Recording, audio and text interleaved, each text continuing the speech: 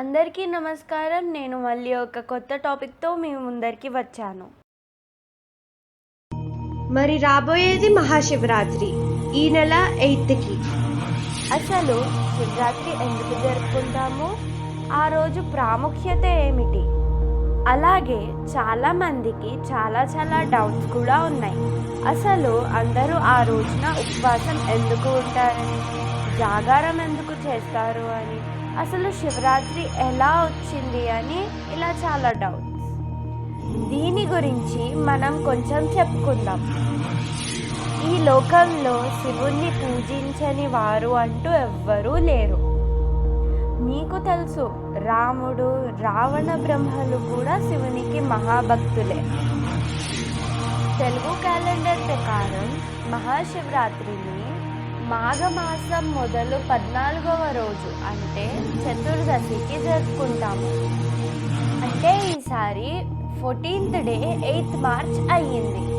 వెంకట్రమ and co calendar ప్రకారం 8th night 8:16 నుంచి మొదలు 9th ఈవినింగ్ 3:57 వరకు చతుర్దశి ఉంది.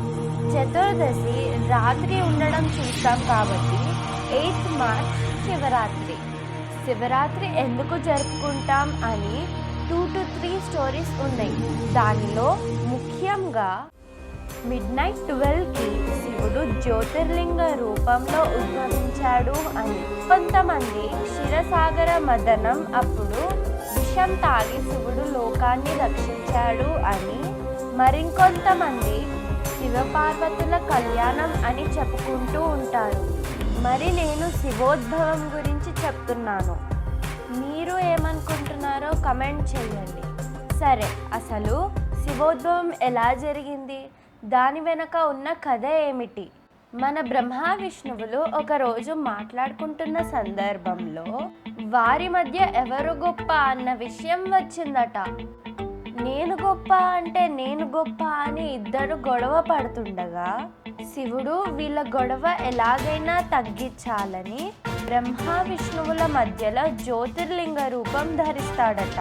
బ్రహ్మ విష్ణువులు లింగాకారంలో ఉన్న శివుని ఆది అంతం తెలుసుకోవాలని అనుకుంటారు. విష్ణువు వరాహ రూపం దాల్చి జ్యోతిర్లింగపు అడుగు వైపు వెళ్ళాడట. బ్రహ్మ తన వాహనమైన హంసను తీసుకుని జ్యోతిర్లింగపు పై భాగం వైపు వెళ్ళాడట.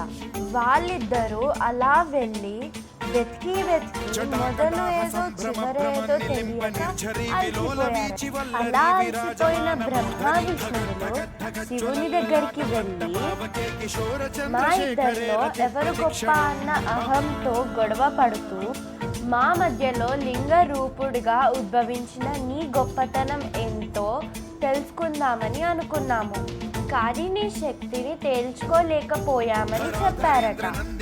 అప్పుడు శివుడు నవ్వుతూ మీ గొడవ ఆపాలని నేను ఈ రూపం దాల్చాను అని చెప్పాడట.